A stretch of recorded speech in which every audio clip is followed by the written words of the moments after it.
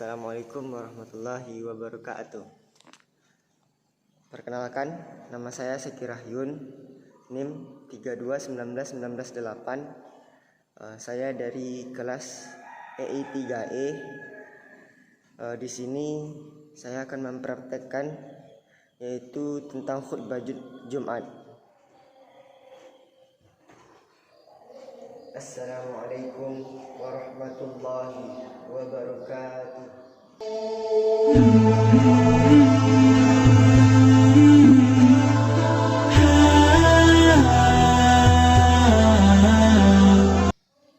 Alhamdulillahillazi arsala rasulahu basiran wa nasiran. Asyhadu an la ilaha illallah wahdahu la syarikalah. Wa asyhadu anna Muhammadan abduhu wa rasuluh la nabiyya ba'da. Amma ba'du. Allahumma salli wa sallim wa barik ala sayyidina Muhammadin wa ala alihi wa sahbihi ajma'in.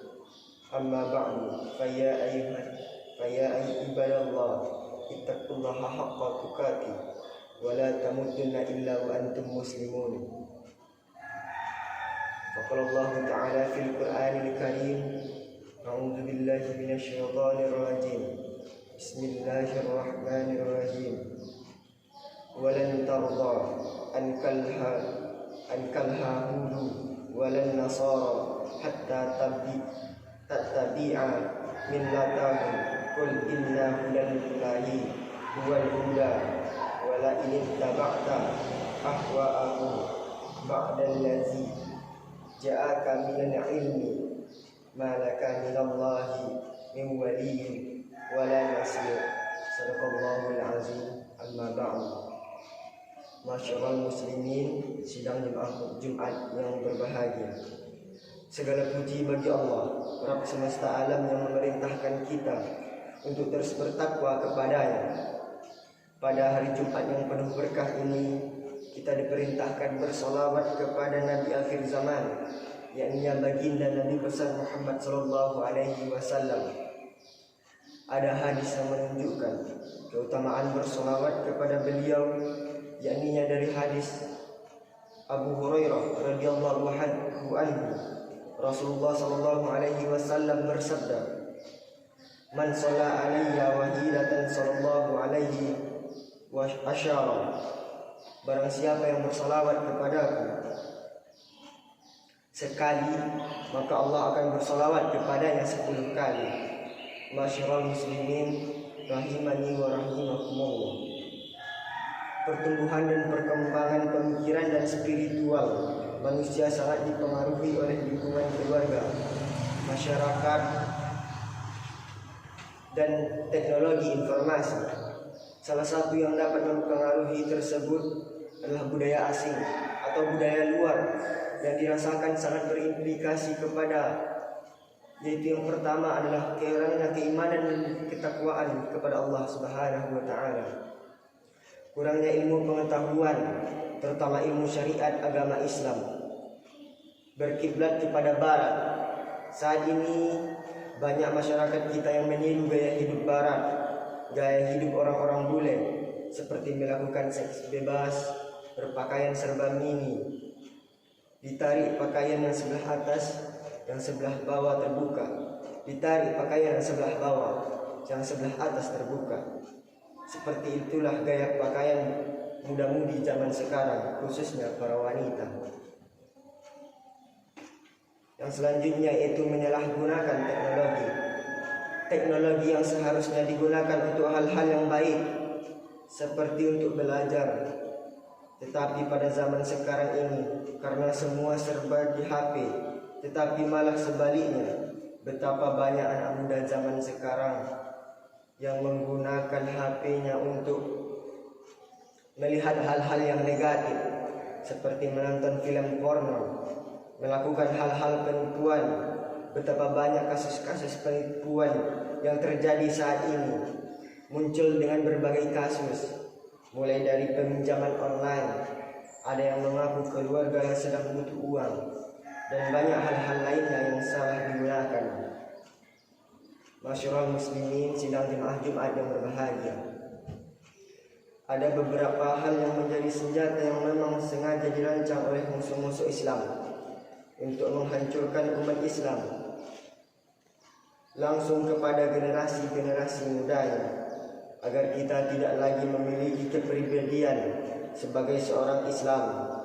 Hal ini dapat dipahami dari firman Allah yang telah Hatib bacakan di awal khutbah tadi, yang artinya orang-orang Yahudi dan Nasrani tidak akan senang kepada kamu hingga kamu mengikuti agama mereka. Katakanlah, sesungguhnya petunjuk Allah itu adalah petunjuk yang benar, dan sesungguhnya jika kamu mengikuti mereka setelah pengetahuan datang kepada kamu, maka Allah tidak lagi menjadi pelindung dan penolong bagi kamu. Quran Surah Al-Baqarah ayat 120. Adapun hal-hal yang disebutkan tadi, yaitu yang pertama adalah makanan.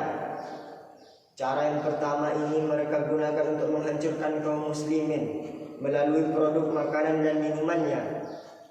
Mereka sengaja memberikan campuran-campuran zat-zat yang haram ke dalam makanan. Target lain yang tidak kalah pentingnya adalah agar para remaja muslim lebih mencintai hasil produk dari mereka daripada mencintai produk dari dalam negeri. Yang selanjutnya yaitu pakaian dan mode. Cara yang kedua ini sangat berhubungan erat dengan aksi pornografi dan porno aksi, yakni cara berpakaian wanita yang menantang dan mengumbar nafsu. Ada yang mengistilahkan dengan semboyan bupati, buka paha tinggi-tinggi, busek wilda, busungkan sekitar wilayah dada. Model pakaian seperti rok mini, you can see, lepis, kudung gaul ala artis, semuanya itu berasal dari barat yang tentunya bertentangan dengan ajaran agama Islam. Masyarul muslimin rahimakumullah. Dulu generasi kita masih sungkan menerima model-model pakaian seperti itu, tetapi karena terus-menerus disuguhkan melalui media cetak dan media elektronik lainnya, akhirnya mereka merasa akrab dan merasa bangga dengan menjadikannya tren baru dan harus dilestarikan. Parahnya lagi, siapa yang tidak mengikuti tren ini akan dicap, akan dikucilkan, dicap sebagai remaja yang kolot, ketinggalan zaman, enggak gaul. Sehingga tidak sedikit generasi muda Islam terjebak dalam virus ini, khususnya para wanita. Na'udzubillah. Padahal Nabi kita Nabi Muhammad SAW telah bersabda, "Man tasabbaha biqaumin fahuwa minhum." Barang siapa yang menyerupai suatu kaum, maka dia termasuk dari bagian mereka. Masyarul muslimin sidang jemaah Jumat rahimakumullah. Yang selanjutnya yaitu berupa kesenangan. Hura-hura dalam mencari kesenangan dunia merupakan salah satu cara yang ampuh untuk digunakan menjauhkan generasi muda dari Islam. Kenapa Khatib katakan cara yang paling ampuh? Ya, semua itu dapat kita lihat terhadap anak-anak muda zaman sekarang. Betapa banyak anak-anak muda yang menghabiskan waktunya untuk bermain game, dari pagi ketemu pagi, dari sore ketemu sore, dari malam ketemu malam. HP-nya selalu miring. Apakah mereka belajar? Tidak. Mereka menghabiskan waktunya untuk bermain game. Ada banyak game permainan online seperti PUBG, Free Fire, Mobile Legends, dan game offline yang sempat viral, yaitu game cacing dulunya. Belum lagi ditambah demam TikTok.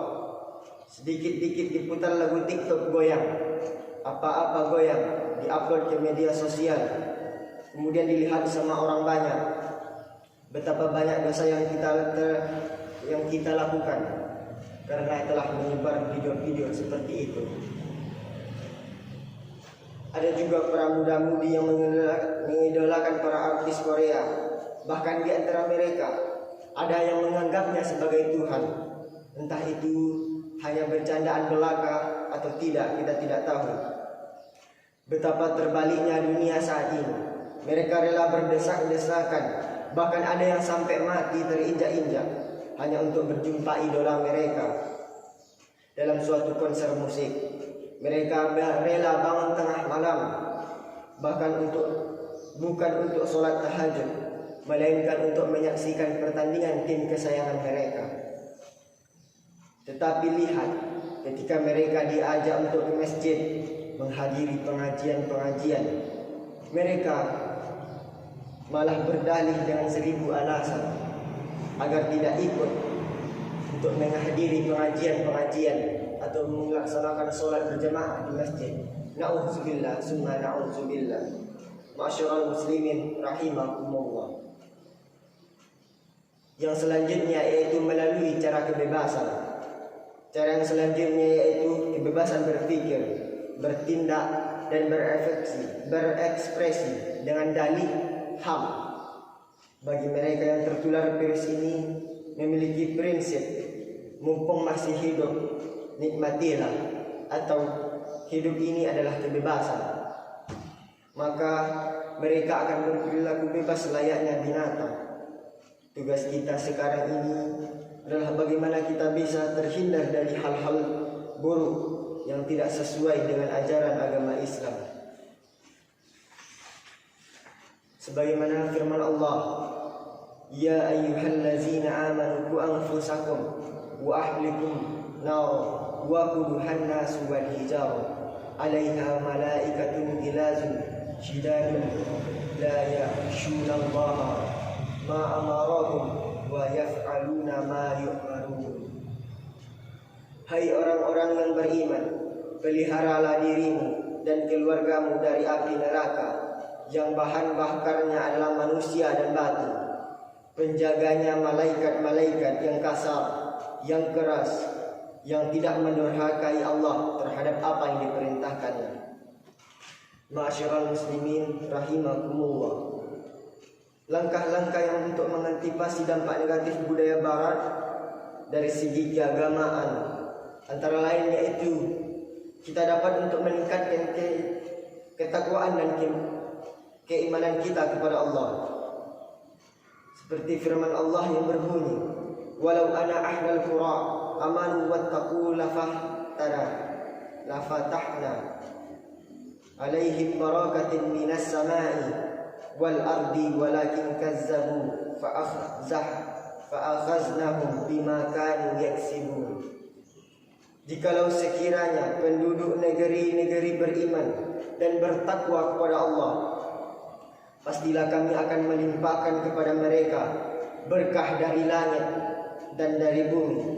Tetapi mereka mendustakan ayat-ayat kami itu, maka kami siksa mereka disebabkan perbuatan mereka sendiri. Cara yang selanjutnya agar terhindar dari budaya-budaya barat atau budaya-budaya luar yaitu dengan menuntut ilmu agama. Yarfa'illahu allazina amanu minkum wallazina utul ilma darajat wallahu bima ta'maluna khabir. Niscaya Allah akan meninggikan orang-orang yang beriman di antaramu dan orang-orang yang diberi ilmu pengetahuan beberapa derajat, dan Allah Maha mengetahui apa yang kamu kerjakan. Dengan adanya langkah-langkah antisipasi tersebut diharapkan mampu menangkis pengaruh negatif dari budaya luar, sehingga kita tidak akan kehilangan jati diri sebagai seorang muslim. Ma'asyiral muslimin sidang Jumat rahimakumullah. Untuk itu, khatib mengajak kepada diri kita semua, terutama untuk diri khatib sendiri, marilah kita bersama-sama untuk melakukan muhasabah diri, untuk memperbaiki diri dan keimanan serta ketakwaan kita kepada Allah, agar kita terhindar dari pengaruh negatif budaya luar.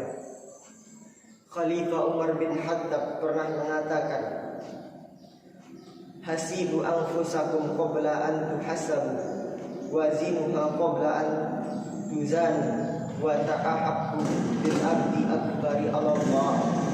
Hitunglah dihitung, dan timbanglah amalmu sebelum ditimbang, dan bersiaplah untuk dihadapkan kepada Allah pada hari penghadapan yang sangat besar. Semoga kita semua dimudahkan oleh Allah untuk bermuhasabah, mengevaluasi diri, sehingga semakin baik amal, iman dan takwa kita kepada Allah, maka akan semakin susah pula masuknya pengaruh budaya luar terhadap diri kita. Demikianlah khutbah yang dapat Hatib sampaikan. Aqulu qawli hadza wa astaghfirullahal azim, innahu huwal ghafurur rahim.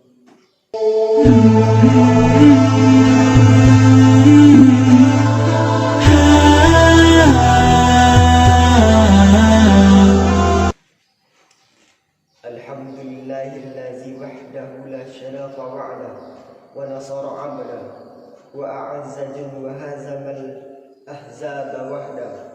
Ashhadu an la ilaha illallah wa ashhadu anna Muhammadan abduhu wa rasuluh la nabiyya ba'da. Allahumma salli wa sallim wa barik ala sayyidina Muhammad wa ala alihi al-adhari wa ashabil ahyari wa man tabi'ahu bi ihsan illa yaumal qiyamah. Amma ba'du, fa ya ibadallah, ittaqullaha haqqa tuqatih wa la tamutunna illa wa antum muslimun. Isma'u qawli ta'ala fil Qur'anil Karim. A'udzu billahi minasy syaithanir rajim. Bismillahirrahmanirrahim.